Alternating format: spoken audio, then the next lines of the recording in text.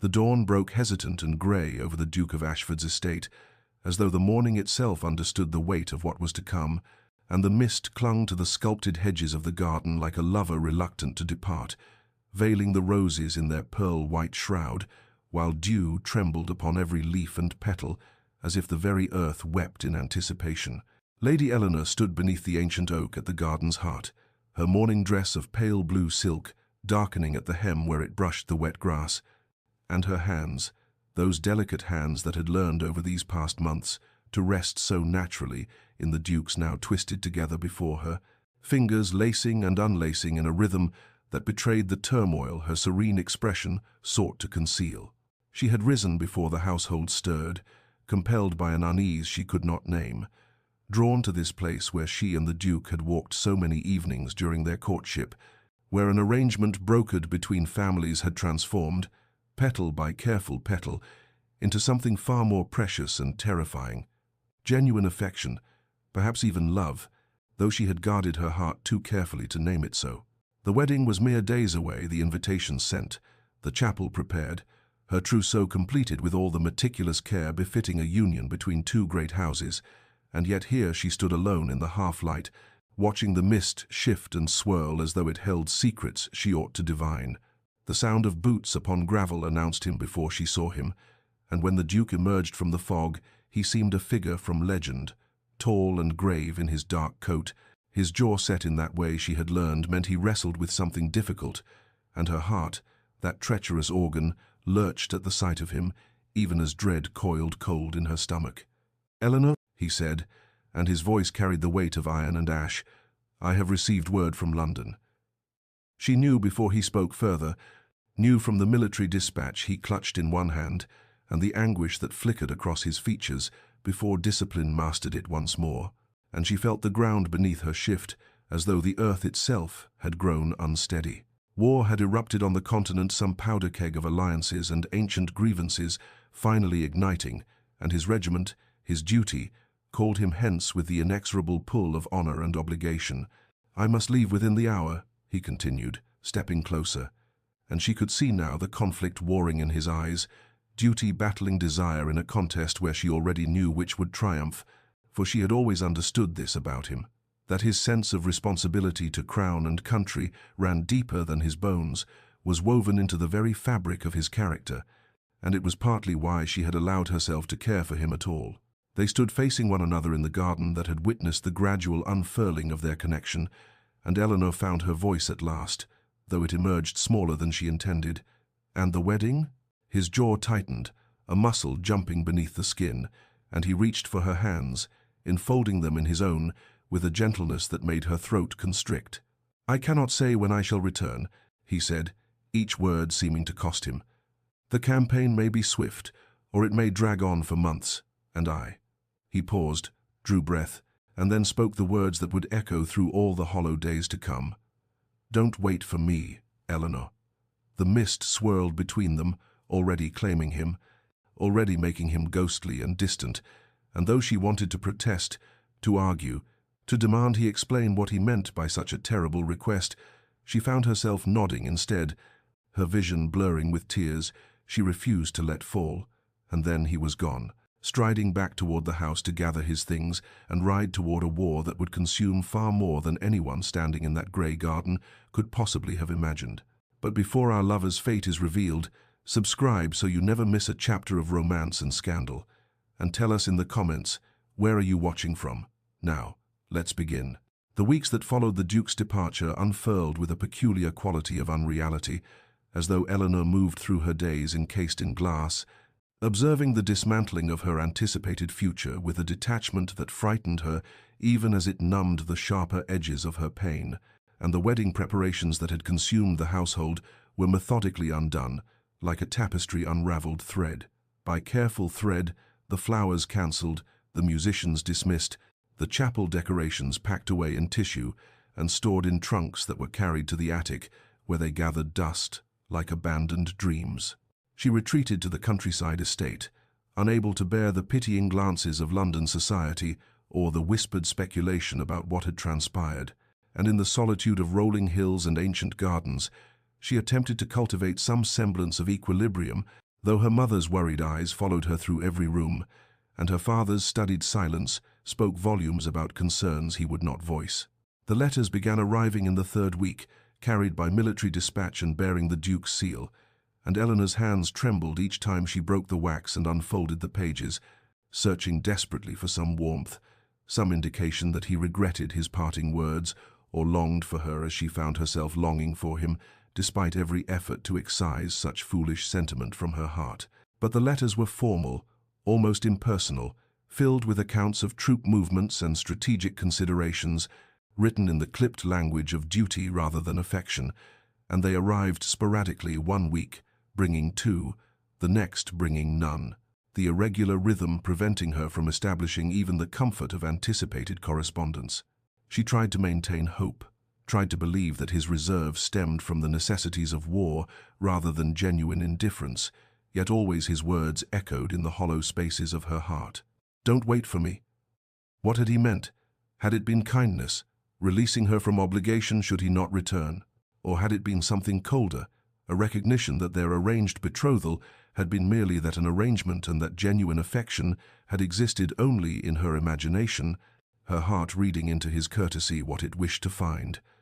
Autumn arrived with its burden of falling leaves, the gardens surrendering their green vitality to rust and gold, and Eleanor watched the transformation from her window seat with a melancholy that settled into her bones like the creeping chill in the air. And it was during one such vigil that her mother entered the sitting room with tea, and that careful, gentle expression Eleanor had come to dread. "My darling," her mother began, settling beside her with a rustle of silk, "I know your heart is tender still, but perhaps it is time to consider that the Duke gave you permission, indeed, instruction not to remain bound to an uncertain future." Eleanor's fingers tightened on the book she was not reading, her gaze remaining fixed on the window where rain had begun to streak the glass like tears. "He asked you not to wait," her mother continued softly, "and while I know you care for him, there are other prospects, other gentlemen of good character who would count themselves fortunate beyond measure to win your regard. And you are young yet, my dear, too young to consign yourself to indefinite solitude for a man who may not." She did not finish the sentence, but Eleanor heard the unspoken words nonetheless. A man who may not return, a man who may not wish her to wait, a man who had released her for reasons she could not fathom and might never understand. Winter descended upon the countryside with a silence more profound than the cessation of bird song or the stilling of wind through bare branches, for it was in December that the letters stopped arriving altogether, and Eleanor found herself checking the post with a desperation that shamed her even as she could not cease the habit, her heart leaping and then plummeting with each day that brought no word, no sign, no evidence that the Duke yet lived or remembered her existence. Rumours reached England like ravens bearing ill tidings, accounts of brutal campaigns in frozen mountain passes, of regiments decimated by enemy fire, and harsher still by winter's merciless cold, of field hospitals overwhelmed and supply lines severed. And though no official casualty lists bore the Duke's name, the absence of confirmation provided no comfort when silence itself became a harbinger of loss. Eleanor maintained her vigil through the darkest months, rising each morning to dress with care though no one called, sitting by windows that framed landscapes bleached of color, her needlework abandoned in her lap as her gaze drifted to horizons that would not yield what she sought, and she felt herself transforming in ways both subtle and irreversible. The hopeful bride who had stood in the misty garden, becoming something harder, more resigned, a woman learning to survive the slow death of possibility. It was during this season of ice and silence that Viscount Harrington began calling at the estate, a neighbour whose lands bordered her father's, and whose character had always been marked by a kindness that bordered on gentleness, unusual in a man of his station. And his visits were at first merely courteous inquiries about her family's health, invitations to small gatherings that might lift her spirits. But Eleanor recognized in his steady attention something more deliberate, taking shape, though she could not yet name whether this realization brought relief or a deeper species of grief. The Viscount never pressed, never presumed, but his presence became a constant through those frozen weeks,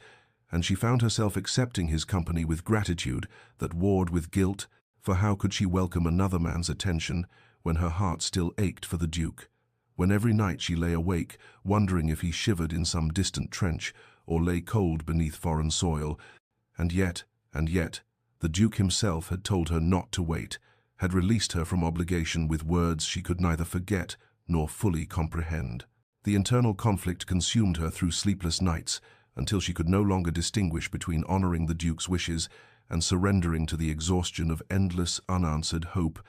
And it was on a morning in late February, when frost still etched patterns on the windows, that Eleanor descended the stairs and realized she had forgotten to put on the betrothal ring that had lived on her finger since the Duke first placed it there, and rather than return to her chamber to retrieve it, she continued to breakfast with naked hands. And this small omission felt less like betrayal than like the first honest acknowledgement of a truth she had been denying, that she was waiting for a man who had expressly asked her not to, hoping for a future he had deliberately declined to promise, and that perhaps the time had come to accept that some stories ended not with dramatic conclusion, but with gradual, aching fade into silence. Spring arrived with its inevitable renewal, daffodils pushing through earth still cold from winter's grip, and it was on an April morning, when mist hung low over the meadows, that Viscount Harrington requested a private audience with Eleanor in the estate's conservatory, and she knew before he spoke what words would come. They had seen them forming in his careful attentions through the barren months, in the way his gaze lingered on her face, as though memorizing features he hoped to claim the right to study always. And when he knelt before her among the potted roses, her mother cultivated against the season's chill, his proposal was everything that should have made her heart sing, gentle, respectful,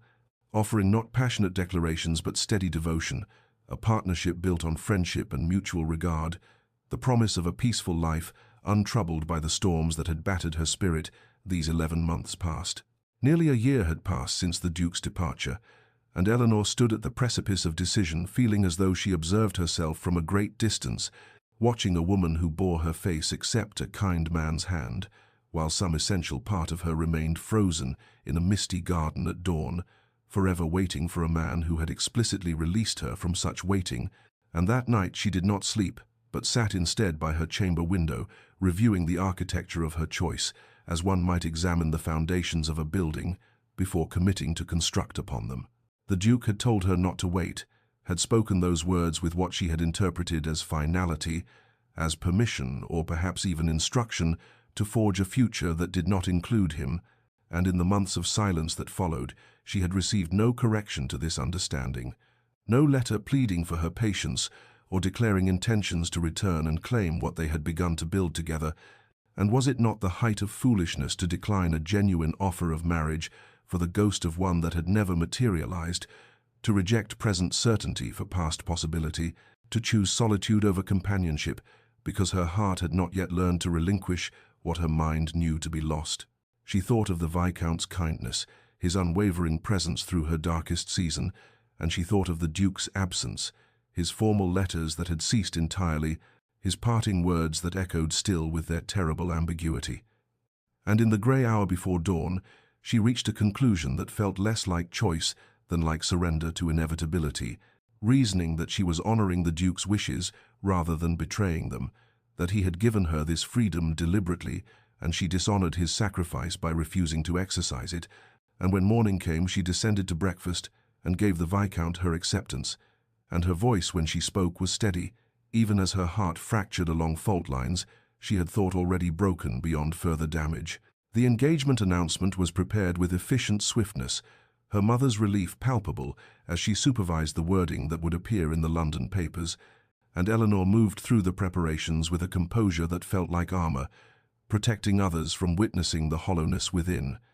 And she thought that she should have been a joyful bride making these arrangements, should have felt anticipation rather than this numb acceptance. But joy seemed a language she had forgotten how to speak, and she told herself that contentment might be enough, that steady regard might sustain where passion had only brought pain. And the announcement was dispatched to the Times and the Morning Post, and she imagined it travelling to London, where perhaps someone might read it and think of a duke who had gone to war, and she wondered if he would see it, if he yet lived to see anything at all, and whether he would feel relief that she had heeded his instruction, or if some part of him might mourn what they had lost to duty and distance, and words spoken in haste that could never be recalled. The Duke of Ashford returned to England on a morning when fog clung to the Thames like spectral shrouds, his arrival unannounced because he had travelled with urgent haste from the continent, leaving behind the regiment he had commanded through 11 months of brutal campaign, and he was changed in ways both visible and invisible, his frame leaner, his face marked by a scar that ran from temple to jaw, his eyes carrying shadows that had not existed when he departed, though these physical alterations were nothing compared to the transformation wrought within, for he had survived hell's own crucible with one singular thought, sustaining him through frozen nights and blood-soaked dawns. The memory of Eleanor's face as she had stood in the garden at dawn,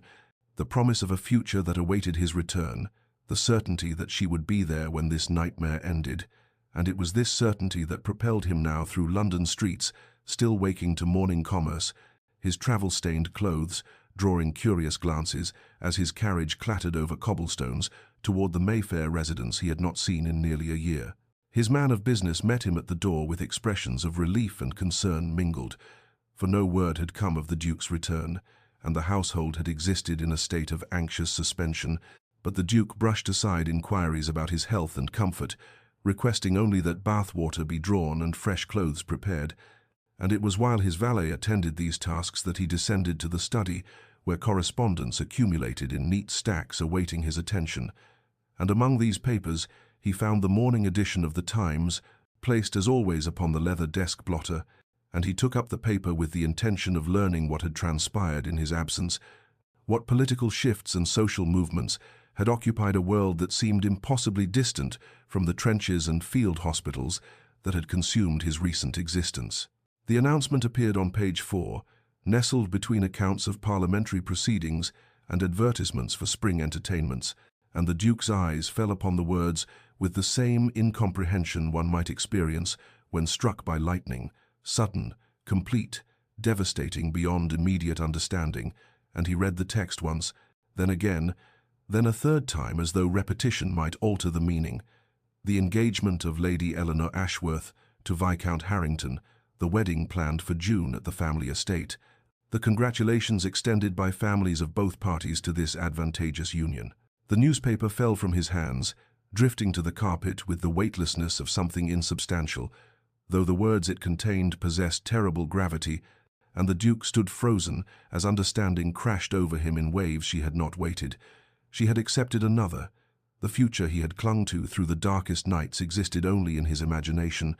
and it was only then, as his legs gave way and he sank into the desk chair as though his bones had turned to water, that fragmentary memories assembled themselves into crushing comprehension. The letters he had written by candlelight in frozen tents, pouring out his heart with an honesty that would have shamed his earlier formal correspondence, confessing his love and his longing and his desperate counting of days until he might return to claim what they had begun to build together. All these letters entrusted to a courier who had perished when their supply convoy was ambushed in a mountain pass, the missives scattered to foreign winds or burned or lost forever, never reaching their intended recipient, and Eleanor receiving instead only silence, void, absence. And she had interpreted this void as abandonment when he had meant it as nothing of the kind. The injury that had delayed his return by 6 weeks, the fever that had nearly claimed him in a field hospital where he had forbidden his attendants to send word home because he could not bear for Eleanor to receive news of his illness when he intended to recover and return to her whole. This injury suddenly transformed from mere inconvenience to catastrophic error in judgment. For those 6 weeks had apparently been precisely the window during which Eleanor had made her choice, had accepted another man's proposal, had decided that the future lay not with a duke who had vanished into war, but with a viscount who remained present, and the Duke sat in his silent study, with dawn light creeping through windows, overlooking gardens he had not seen in 11 months, and felt the world he had fought to return to crumbling like ash between his fingers, the announcement in the Times marking not his homecoming but his devastation, not reunion but irrevocable loss, and the crisis that had been building through months of separation and silence now crystallized into a single, terrible truth.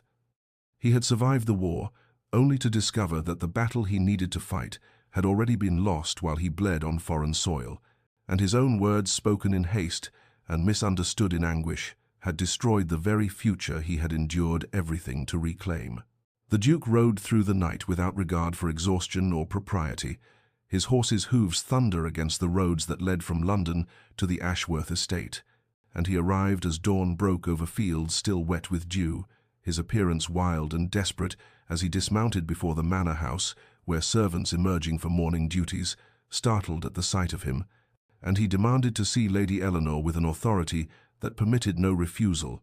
though the butler's expression registered profound discomfort as he announced that the lady was not yet receiving visitors at such an hour. But the Duke pushed past these protestations and into the entrance hall, just as Eleanor descended the staircase wrapped in a morning shawl, her hair still loose about her shoulders, and the sight of her struck him with physical force alive. Whole, more beautiful even than memory had preserved, and for a moment neither could speak, the air between them thick with tension, as though the very atmosphere had condensed into something solid and impenetrable. Eleanor's face drained of color as recognition crashed over her, one hand gripping the banister as though her legs might otherwise fail, and she whispered his name like a word from a forgotten language, disbelief and shock, and something that might have been joy warring across her features, before shuddering into careful blankness. And the Duke saw this transformation, saw her armor herself against him, and it kindled fury alongside his anguish, because how dare she look at him as though he were a stranger, when he had survived damnation itself to return to her. And his voice when he spoke was raw, stripped of the careful control that usually governed his speech. "Why?" he demanded, advancing toward the base of the stairs where she stood frozen, and the single word contained universes of accusation and devastation, and Eleanor flinched as though he had struck her, her composure cracking as she descended the remaining steps with careful dignity, gesturing toward the morning room, where they might speak privately away from the servants who had begun to gather in doorways,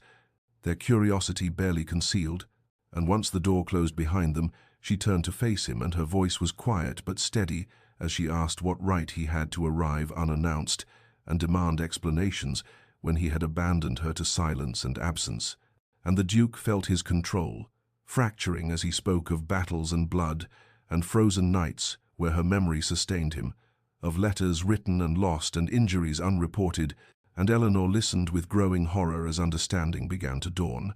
But she interrupted him with terrible gentleness to recite his own words back to him, the words he had spoken in the garden 11 months ago. "Don't wait for me." And the Duke staggered, as though she had driven a blade between his ribs, because yes, he had spoken those words, but she had misunderstood them so completely that it would have been laughable if it were not destroying them both. "I meant don't wait for letters during active campaign," he said hoarsely,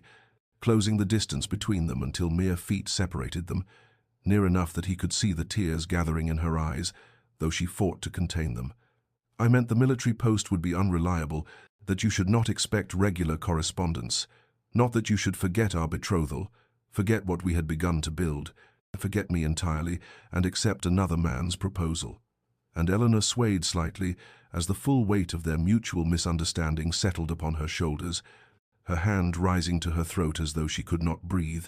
and she whispered that his letters had been so formal, so distant, that they had stopped coming altogether, that she had interpreted his silence as confirmation of his words,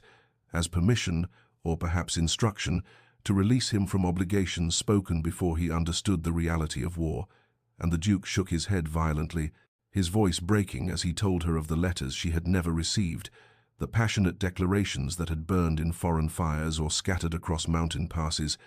all the words he had written, confessing that she was his reason for surviving, his light in darkness, his future and his hope. And Eleanor's tears spilled over as she realized the tragedy of their separation,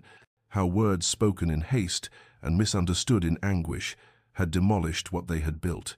how silence had been interpreted as abandonment when it had been nothing but cruel circumstance. And the Duke reached for her hands, and Eleanor let him take them. And for a moment they stood in the morning light with the truth finally laid bare between them,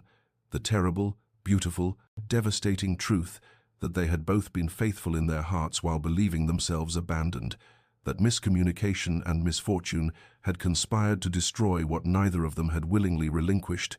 and the realization that settled over them both was this: they had loved each other through the darkness, but understanding had come too late, for Eleanor wore another man's betrothal ring, and honor now demanded what love could not overcome. Eleanor felt the morning room close around her like a vice, as the full weight of impossibility settled upon her shoulders, for standing before her was the man she had never stopped loving despite every effort to excise him from her heart. And he had just revealed that their separation had been built upon tragic misunderstanding rather than intentional abandonment, that he had loved her through every moment of their parting just as she had loved him. But this knowledge, which should have brought joy, instead delivered only fresh anguish because she wore another man's ring upon her finger, had given her word to the Viscount, who had offered kindness when she believed herself abandoned, and honor demanded she keep faith with promises made, even when her heart screamed rebellion against the cruelty of timing and fate. The Duke seemed to read her thoughts in the anguish written across her features, and his voice, when he spoke again, was quieter, steadier, though she could hear how it cost him to maintain composure, and he told her of nights in frozen trenches, when he had closed his eyes and summoned her face to drive back the darkness, of moments in battle when fear threatened to overwhelm, and he had whispered her name like a talisman against death, of the future he had constructed in his imagination during endless hours of marching and waiting and surviving, a future that contained her laughter in corridors of his estate, her presence across breakfast tables, her wisdom in partnership, her love as the foundation upon which he would rebuild himself from the broken thing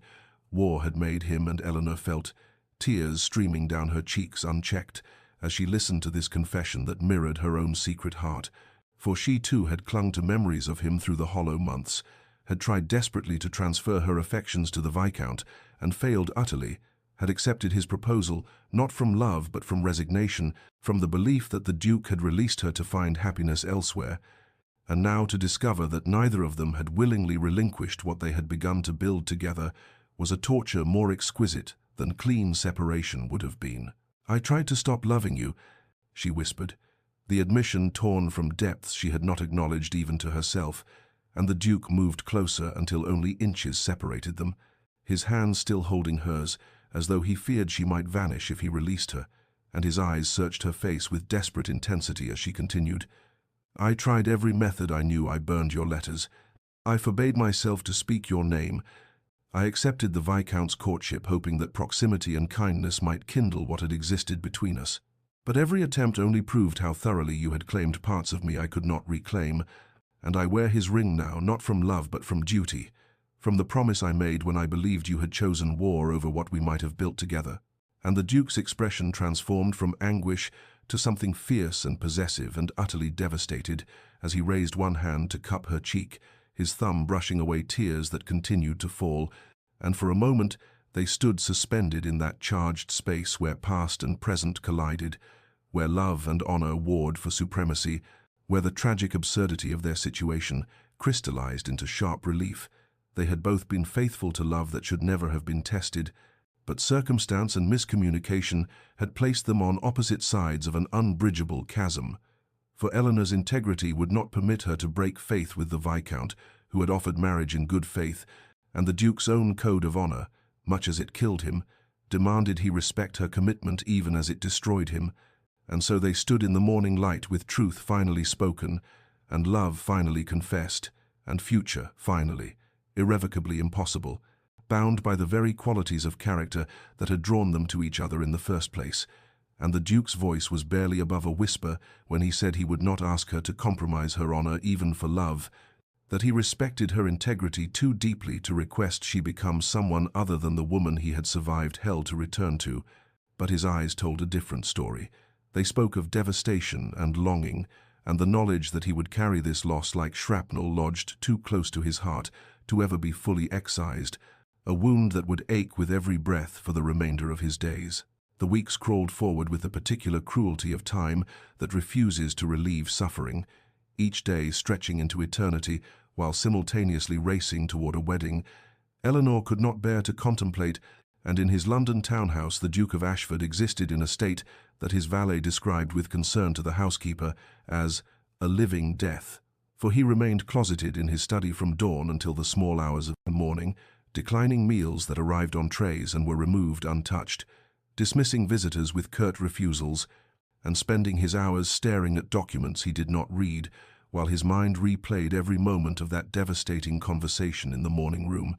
Every word Eleanor had spoken, every tear that had traced paths down her cheeks, every testament to love that had survived absence and miscommunication, only to be defeated by honor and timing. And he found himself unable to sleep, for when he closed his eyes he saw her face, heard her whispered confession that she had tried to stop loving him and failed, felt again the impossible tension of standing close enough to touch the woman who owned his soul, while knowing she belonged irrevocably to another, and in darker moments, usually arriving near dawn, he contemplated departing England entirely, accepting a diplomatic post in some distant corner of the empire where he might not encounter reminders of what he had lost, though even as he entertained these thoughts, he knew that geography could not erase Eleanor from his heart any more than war and blood and frozen trenches had managed to accomplish that feat, for she was written into his very bones, and so he remained trapped in London, slowly starving himself through grief. While 50 miles distant Eleanor moved through her own days like a woman submerged in deep water, her movements slow and deliberate, her responses to questions delayed as though sound had to travel great distances to reach her, and she attended fittings for a wedding gown with the same expression she might have worn, attending a funeral, standing motionless as seamstresses pinned white silk around her frame and clucked about how thin she had become, how the dress would need to be taken in again before the ceremony. And at night, Eleanor lay in her bed and permitted herself the tears she suppressed during daylight hours, weeping into her pillow with her hand pressed against her mouth to muffle the sounds of her breaking. And she grieved not merely for the Duke, but for the version of herself that had existed before understanding the true nature of their separation, for the innocent woman who had believed herself abandoned rather than the tragic figure who now knew she had been loved all along, that every moment of her loneliness had been mirrored in his own suffering, and that they had both been faithful to something beautiful that cruel circumstance had destroyed. And the Viscount, who visited regularly to discuss wedding arrangements, began to notice the haunted quality in Eleanor's eyes, the way she startled when addressed as though her thoughts had been leagues distant, the mechanical nature of her responses to questions about flowers and music and guest lists, and though he was a kind man who genuinely cared for her happiness, he was not so observant that he could fail to mark the change that had come over her since the Duke's return, the way she seemed to be fading like a watercolor left too long in sunlight, becoming translucent and insubstantial, and he began to suspect with growing certainty that something had transpired between them that had altered everything, though Eleanor maintained her composure with such rigid determination that he could not bring himself to voice his concerns, and so they continued their strange dance toward a wedding that felt increasingly like a wake, both the Duke and Eleanor trapped in separate cells of their own honor, and their suffering invisible to the world yet absolute in its devastation, and neither could see a path forward that did not require the complete annihilation of everything they valued most. And so the days continued their merciless progression toward a future neither of them wanted, but both believed themselves powerless to prevent. The Viscount Harrington arrived at Eleanor's estate on an afternoon when spring rain fell in gentle sheets against the windows, and the butler showed him to the drawing-room where Eleanor sat with embroidery. She had not touched, lying forgotten in her lap, her gaze fixed on something beyond the glass that only she could see, and when she turned at his entrance, he saw in her face a confirmation of what he had begun to suspect over these past weeks, of watching her fade like cut flowers, denied water, and his heart, which had hoped against evidence, now accepted what his mind had already understood. But he was a man of substance and compassion rather than mere pride, and so he dismissed the servants with a quiet word and took the seat across from her and spoke with a gentleness that made Eleanor's eyes fill with tears she fought to contain, for he said simply that he had heard of the Duke of Ashford's return from the continent, that he had observed the change in her since that event, and that he would ask her one question to which he required only an honest answer rather than a polite deflection. And Eleanor's hands trembled in her lap as she nodded her assent, and the Viscount asked with devastating directness whether she loved another man. And in that moment, Eleanor discovered she could not lie to someone who had shown her nothing but kindness, even if the truth would wound him, and so she whispered, "Yes," with her voice breaking on that single syllable, and the Viscount sat very still for a long moment, while rain continued its soft percussion against the windows, and when he spoke again, his voice carried quiet heartbreak, but also a dignity that made Eleanor respect him even more deeply than she already had, for he told her that he had suspected as much, that he had hoped time and proximity might change her heart, but had watched her withdraw further with each passing day rather than growing closer, and he said, with profound sadness, but also conviction, that a marriage without love would be cruelty to them both, that he had no wish to bind her to vows she would speak from duty rather than devotion, that he valued her too highly to accept less than the whole of her heart, when he knew that heart belonged irrevocably to another, and Eleanor felt tears streaming freely now as she tried to speak, to tell him she would honor her commitment, that she would learn to be a good wife despite the circumstances. But the Viscount raised one hand to stop her words, and said with gentle firmness that he was releasing her from their engagement, that this decision was his to make, and he had made it out of genuine care for her happiness, rather than from any sense of rejection or wounded pride, for he could not in good conscience marry a woman who loved another, even if that woman was willing to sacrifice herself on the altar of honor and duty. And he rose then and crossed to where she sat and took her hand briefly in his, pressing it with warm affection, and told her that he hoped she would find the happiness she deserved with the man who held her heart, that some part of him would always treasure what they might have built together, but that he would rather see her genuinely happy with another than decorously miserable as his wife. And Eleanor could not speak through the tears that came now from gratitude and grief intermingled, for she had not expected such selfless generosity, such sacrifice born from authentic care rather than social obligation, and the Viscount took his leave quietly, pausing only at the door to say that he would make the announcement of their separation and take upon himself whatever social consequences might follow, that he would protect her reputation as much as possible, and then he was gone, leaving Eleanor alone in the drawing-room with rain falling and freedom suddenly restored, and the knowledge that the Viscount had given her what she had thought forever, lost the possibility of choosing love over duty, of following her heart, rather than merely honoring her word. The Viscount Harrington arrived at the Duke of Ashford's London townhouse on the morning following his conversation with Eleanor, and the butler who admitted him noted with concern the drawn quality of his master's face when informed of the visitor. For the two men had never met, despite their connection through the woman both had sought to marry, and when the Viscount was shown into the study, he found the Duke standing by the window, with the rigid posture of a man bracing for another blow, tension radiating from his frame like heat from forged steel, and for a long moment the two men regarded each other across the book-lined room with the wariness of soldiers meeting under uncertain flags, each taking measure of the other, the Duke seeing in his visitor's eyes genuine sorrow rather than the anger he might have expected, the Viscount observing in the Duke's haggard features the evidence of suffering that matched his own, and it was the Viscount who spoke first, his voice quiet but steady, as he said he had come to inform the Duke that the engagement to Lady Eleanor had been dissolved by mutual agreement, though in truth it had been his decision alone, and the Duke went utterly still at these words, his hand gripping the window frame as though it were all that kept him standing. And he asked in a voice rough with disbelief whether Eleanor knew of this visit, whether she had sent the Viscount to convey this news. But the Viscount shook his head and explained that Eleanor knew nothing of his presence here, that he had come of his own volition because there were things that needed to be said between them, and he told the Duke with devastating honesty that he had loved Eleanor as well as he was able, that he had hoped to make her happy, but that he had watched her fade like a candle guttering in its own wax since the Duke's return,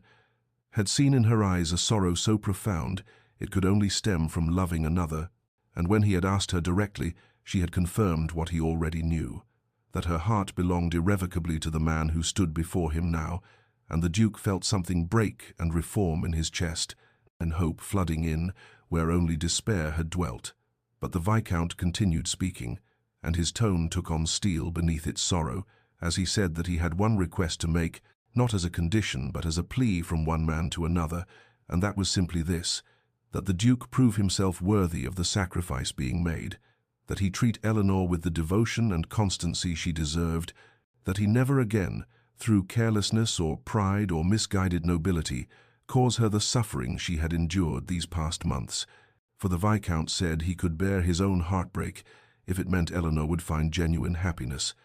But he could not bear to think his sacrifice had been for nothing, that she might suffer anew at the hands of the man she loved, and the Duke crossed the room then and extended his hand,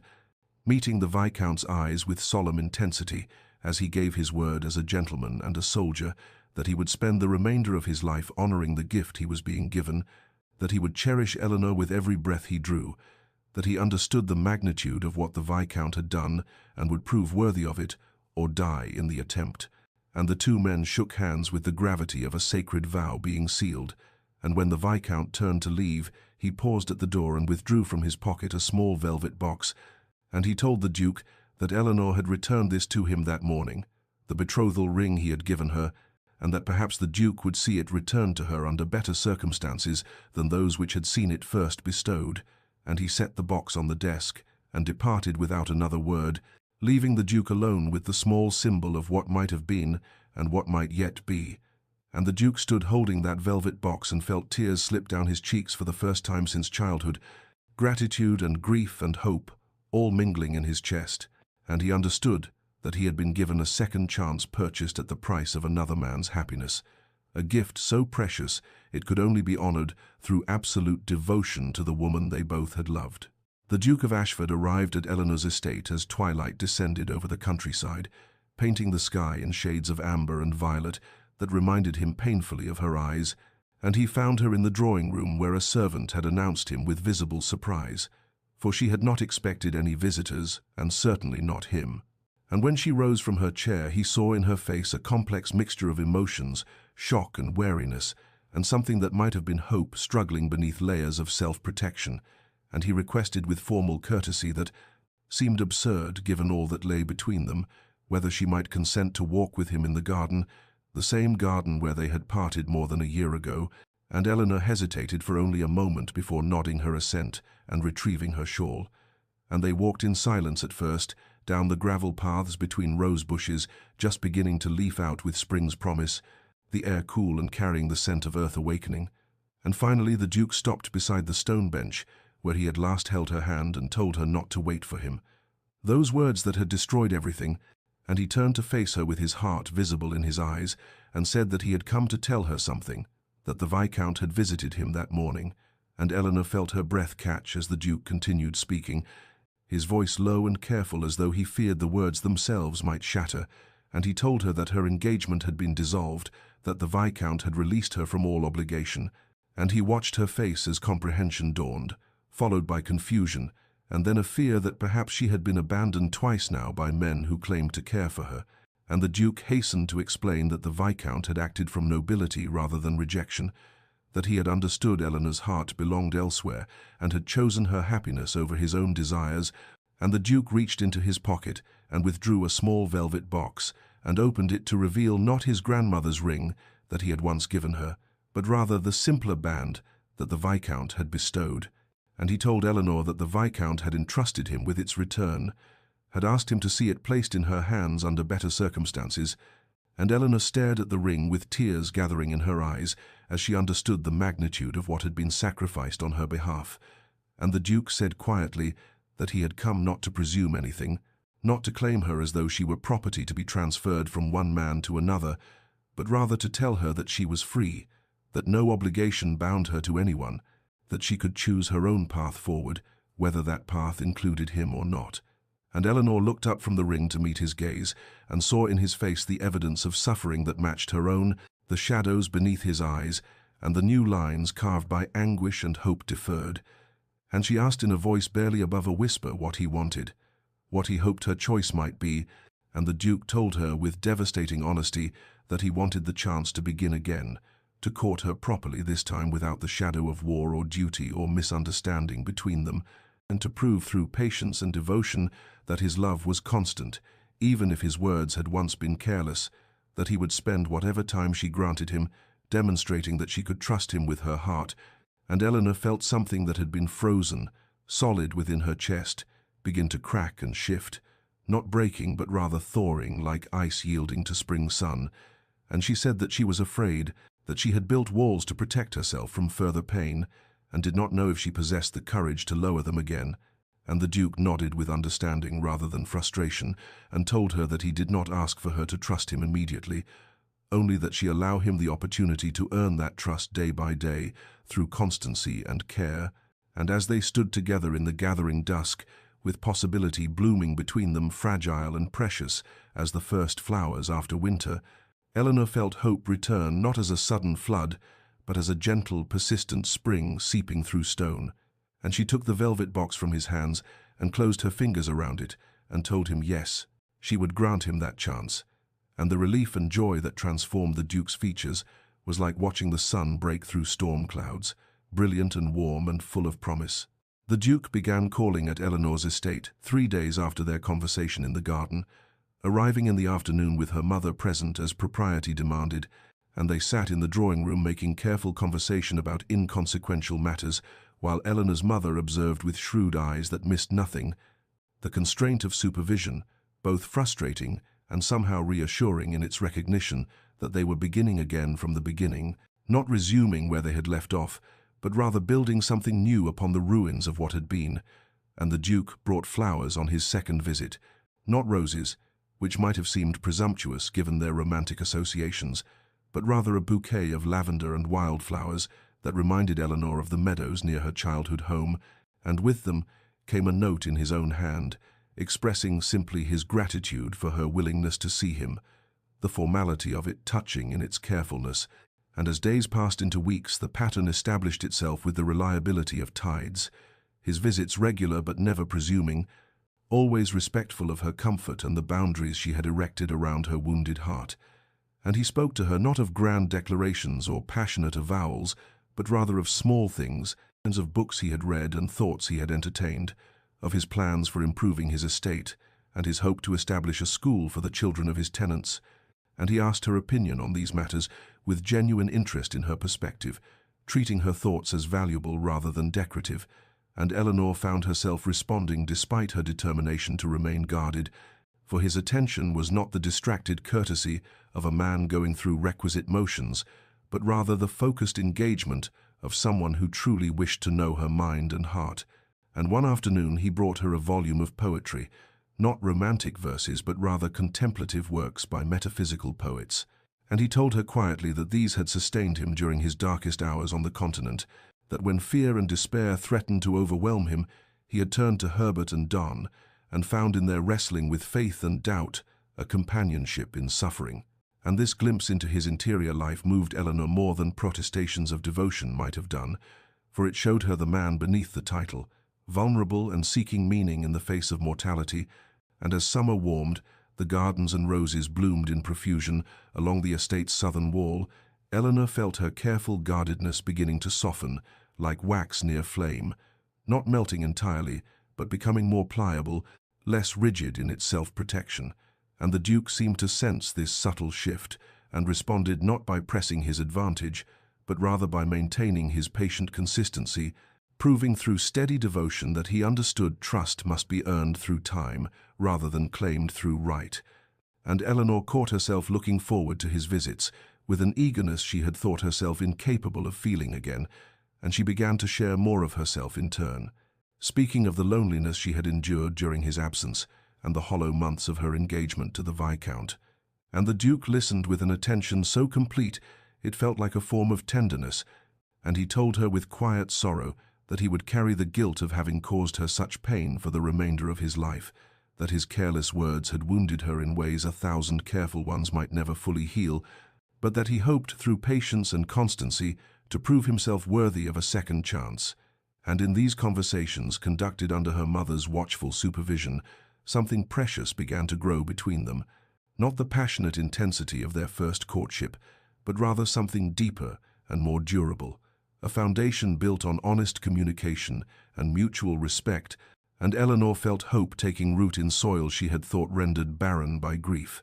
The afternoon had been warm and pleasant when the Duke arrived for his customary visit, but by the time Eleanor's mother excused herself to attend to correspondence, the sky had darkened ominously, and within minutes, rain began to fall in sheets that transformed the windows into rivers of distortion, and the Duke suggested they remove to the conservatory where the sound of rain on glass created a peculiar intimacy, a cocoon of water and greenery that seemed to exist outside the normal boundaries of the drawing-room's formality. and they walked together down the corridor without speaking, the drumming of the storm above them filling the silence, and once inside the conservatory with its humid air and the scent of jasmine and orchids, they stood for a moment, simply listening to the violence of weather against the protection of walls and roof, and Eleanor felt something shift in the atmosphere between them, a lowering of guards that had remained stubbornly raised despite weeks of careful courtship, and the Duke turned to her and said, with a vulnerability she had not yet heard from him, that he had not slept properly since his return from the continent, that when he closed his eyes he saw not her face as he wished, but rather the faces of men who had died under his command, and Eleanor felt her breath catch at this confession, for he had spoken of the war only in abstract terms before this moment, and she told him quietly that she understood something of sleepless nights, that during the months of his absence she had lain awake, constructing elaborate narratives of his death in 100 different forms, and the Duke looked at her with such anguish that she reached for his hand without thinking, her fingers closing around his, and he gripped her hand as though it were the only solid thing in a world gone liquid and uncertain, and he told her that the worst moments had not been the battles themselves, but rather the quiet hours afterward when he had to write letters to widows and mothers, that he had thought of her during those times and wondered whether someone might someday write such a letter about him, and Eleanor felt tears gathering as she admitted that she had imagined receiving such a letter countless times, that the not knowing had been a form of torture more acute than confirmed grief might have been, and the Duke pulled her gently toward one of the iron benches, and they sat together, still holding hands, while rain continued its relentless percussion overhead, and he told her about the nightmares that plagued him, the sounds and smells that invaded his sleep, and she told him about the hollow emptiness that had consumed her, the way she had felt herself becoming a ghost, haunting her own life. And in this exchange of intimate pain, something profound occurred between them, for they were no longer trading polite observations or careful courtesies, but rather exposing the rawest parts of themselves to each other's witness, and Eleanor realized that intellectual understanding of suffering was entirely different from this visceral sharing of wounds, and she felt the last rigid walls around her heart beginning to crack, not from assault, but from the gentle, persistent pressure of genuine connection, and the Duke lifted her hand to his lips and kissed her fingers with such tenderness that she felt tears spill over, and he told her that if she would grant him the privilege, he would spend the remainder of his life ensuring she never felt such loneliness again, and Eleanor looked into his eyes and saw, reflected there, not just desire or devotion, but true comprehension of what she had endured, and she told him that she was no longer afraid, or rather that she was afraid but willing to be brave, and they sat together as the storm gradually exhausted itself, and light began to filter through the breaking clouds, neither speaking now but both understanding that something essential had shifted between them, that they had moved from careful reconstruction toward genuine reunion, and when her mother found them still sitting hand in hand in the conservatory, she saw immediately what had transpired and smiled with quiet satisfaction. The drawing-room at Montclair House blazed with candlelight and hummed with the polished conversation of London's elite, and Eleanor stood at the Duke's side, feeling the weight of 100 speculative gazes upon them, like physical pressure, for this was their first public appearance together, since the scandal of her broken engagement had rippled through society's carefully ordered circles, and she could hear the whispers that followed them like shadows, the phrases catching at the edge of hearing about the Duke's convenient timing and her supposed fickleness, and speculation about what manner of woman would break faith with one honorable man to pursue another, and her mother had counseled her that morning to perhaps delay their public debut until memory of the Viscount's humiliation had faded somewhat, but the Duke had insisted with quiet determination that he would not have Eleanor suffer society's censure alone. And so here they stood in the midst of judgment, both subtle and overt, and Lady Pemberton swept past with a deliberately cold nod that spoke volumes about her disapproval, and Mrs. Hertford paused in her conversation to stare with undisguised curiosity before whispering urgently to her companion, and Eleanor felt her courage wavering beneath the assault of society's sharp-edged scrutiny until the Duke's hand found hers with gentle pressure, and he leaned close enough that she could feel the warmth of his breath and against her ear as he whispered that she was the bravest person he had ever known, and that he was honored to stand beside her, and something in his steady presence fortified her, so that when Lord Berkshire approached with thinly veiled questions about the circumstances of her change of heart, she met his gaze directly and told him with perfect composure that matters of the heart were rarely simple, and that she was grateful for the Viscount's understanding and generosity of spirit, and the Duke added with unmistakable firmness that Lady Eleanor had conducted herself with integrity and honor throughout, and that anyone who suggested otherwise would answer to him personally, and there was such steel beneath the courtesy of his words that Lord Berkshire paled slightly and retreated with hasty apologies. And as the evening progressed, Eleanor observed how the Duke navigated society's treacherous currents with a skill born of rank and confidence, deflecting improper questions with gracious evasion, and making clear through posture and proximity that his intentions toward her were entirely honorable, and that he would brook no disrespect to her character, and gradually she felt herself relaxing into the strength of their partnership, understanding that they were facing this trial together rather than as isolated individuals. And when they took to the floor for the first waltz, she felt every eye in the room upon them, but found she no longer cared what judgment those eyes contained. For in the circle of the Duke's arms, with his hand steady at her waist, and his eyes holding hers with unwavering certainty, she felt safe from the storm of speculation that swirled around them, and he told her, as they moved through the measured steps of the dance, that he had never been more proud to stand with anyone, and that whatever price society demanded for their happiness, he would pay it gladly. And Eleanor felt tears threatening at the corners of her eyes, but blinked them back, and told him that she had learned through bitter experience that love worth having was love worth fighting for, and she would face 1,000 disapproving glances for the gift of his companionship. And as the music swelled and carried them through the final turns of the waltz, she caught sight of her mother watching from the sidelines with an expression of mingled concern and approval,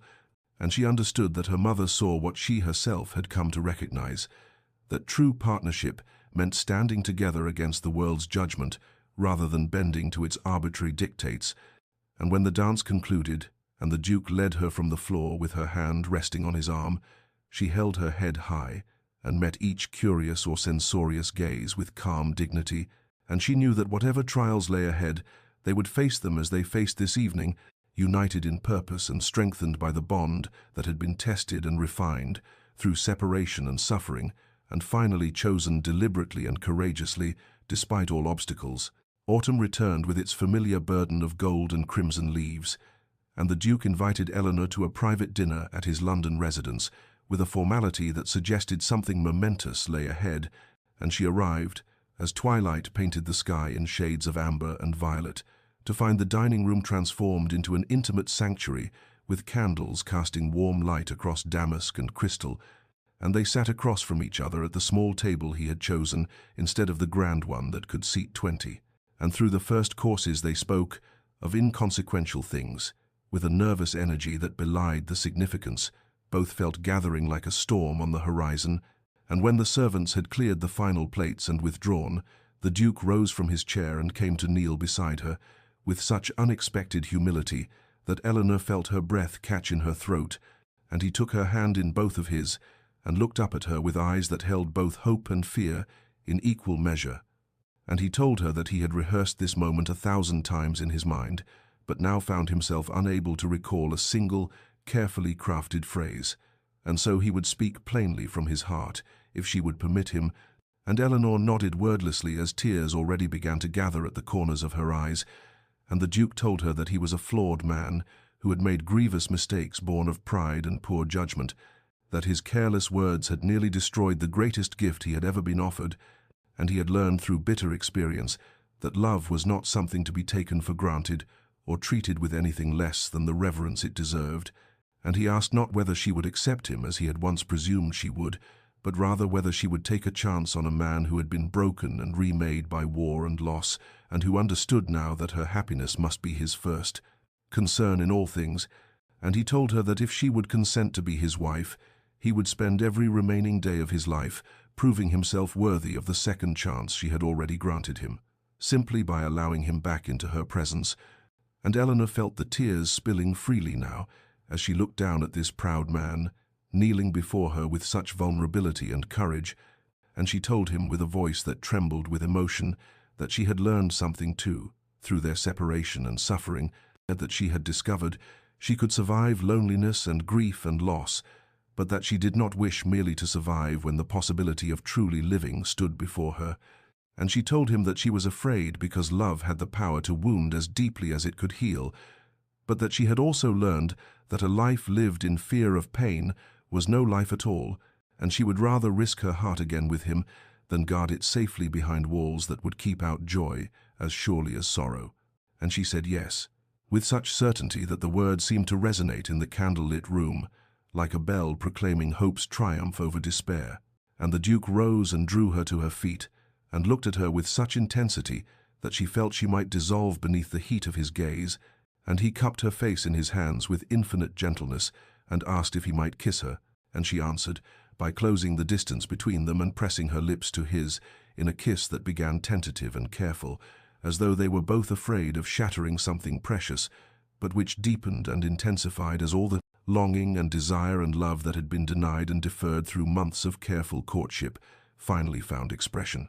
And Eleanor felt herself melting into his embrace as his arms encircled her and drew her close, and in that kiss she tasted salt from tears. She did not know whether were his or hers or both, and she felt the racing of his heart against her own,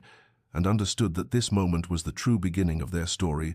that everything that had come before had been preparation for this choosing of each other, not from duty or arrangement, but from hard-won wisdom and deliberate courage and faith in the possibility of happiness earned through suffering. The chapel at Ashford Estate stood modest and ancient, with its Norman arches and weathered stone, warmed by winter sunlight, streaming through windows of coloured glass,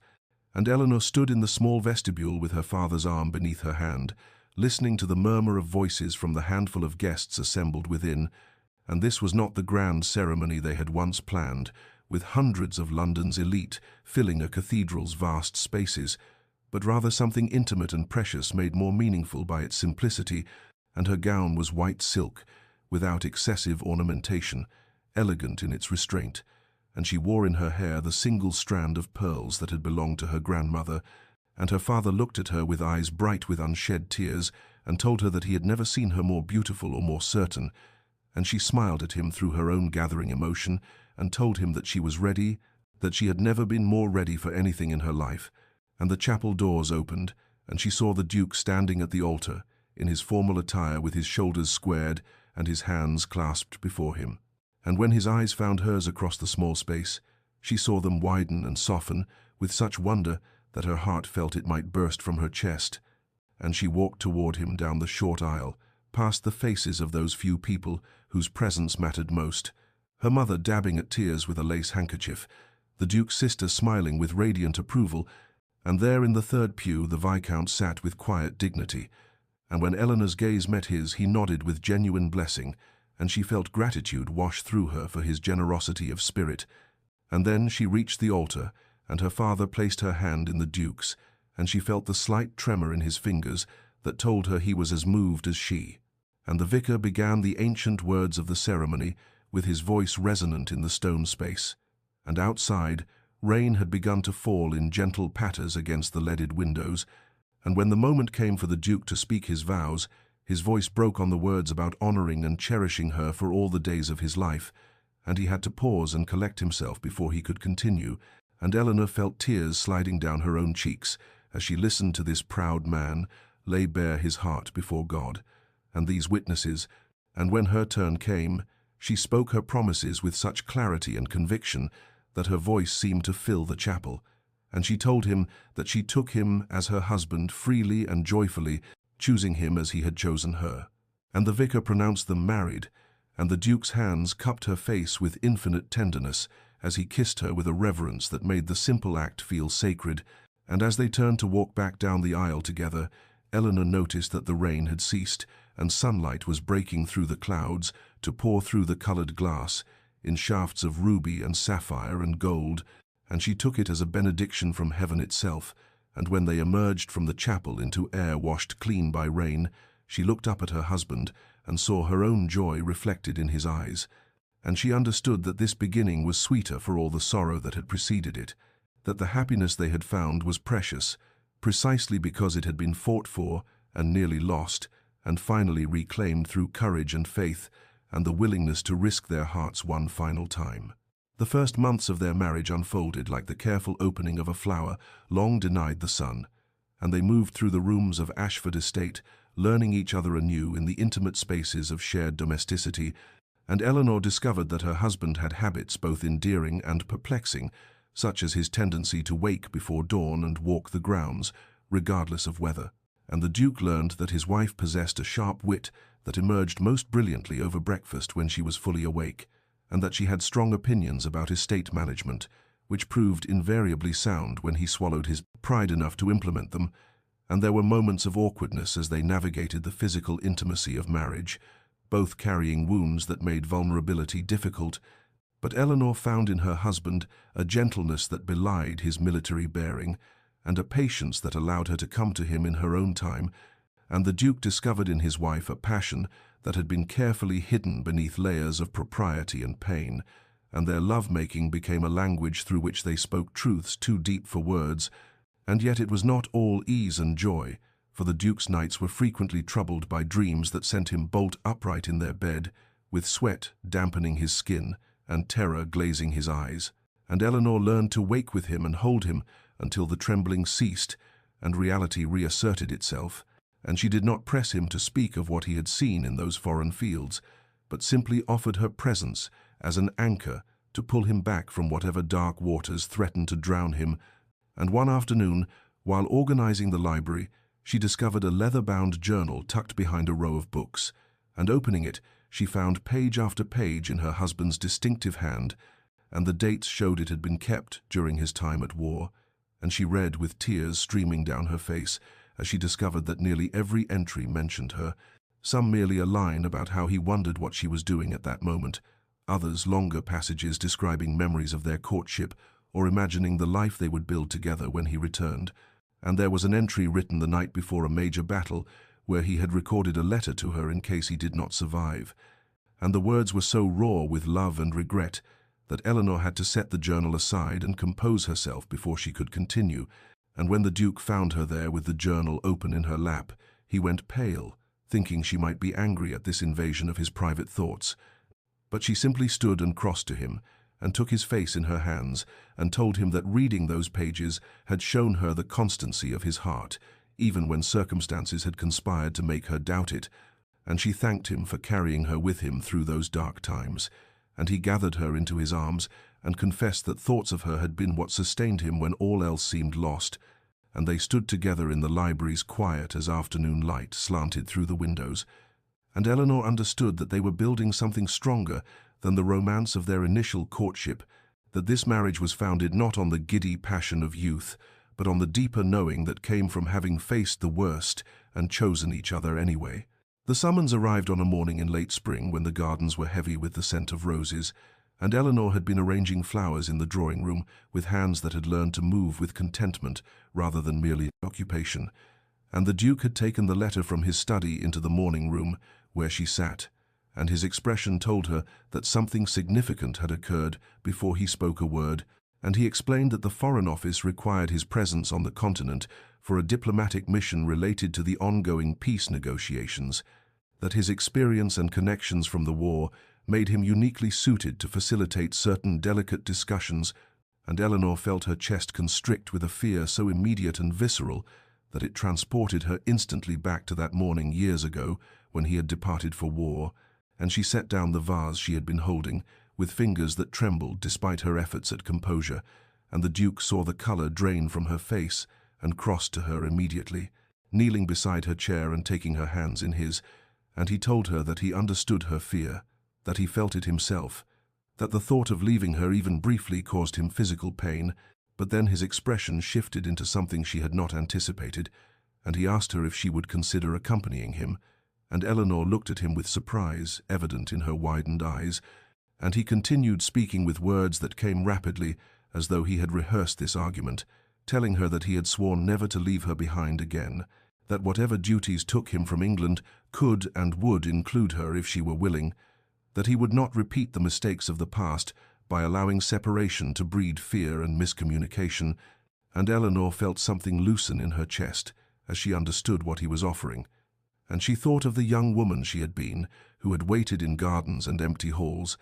who had counted days and passed letters for hidden meanings, who had nearly lost everything because neither of them had possessed the courage to insist on togetherness. And she looked at her husband, kneeling before her with hope and determination, mingling in his expression, and she realized that this was a test of everything they had learned, that he was asking her to be brave enough to step into his world rather than remaining safely behind in hers. And the old Eleanor might have refused from fear or propriety, might have told him to go while she maintained the home,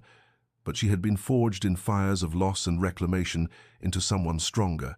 and she squeezed his hands and told him, yes, that she would go with him, that wherever he went she would follow, because their marriage was a partnership, and partnerships required sharing both comfort and challenge, and she saw relief flood his features, followed by something like pride, and he pulled her into his arms and held her with fierce gratitude, and in the weeks that followed they prepared for the journey together, and Eleanor felt trepidation, certainly as she had never travelled beyond England's shores,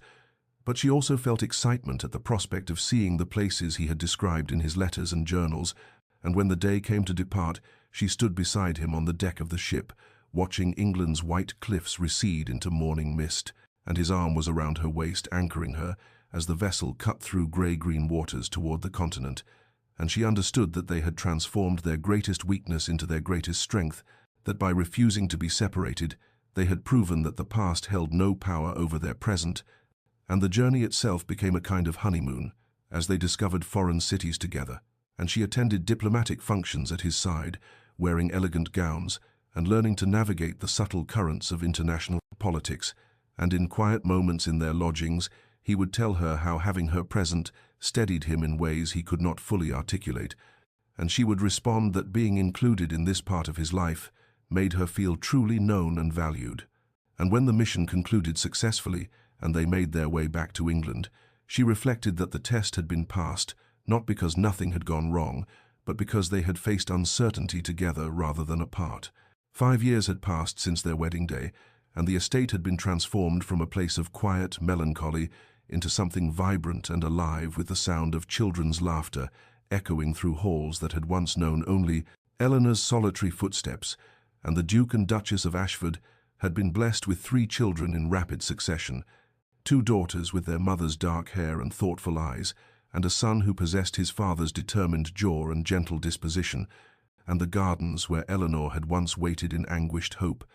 now served as a wonderland for small adventurers who built fairy houses beneath the rose bushes and chased butterflies across the manicured lawns, and the Duke had proven himself as devoted a father as he was a husband,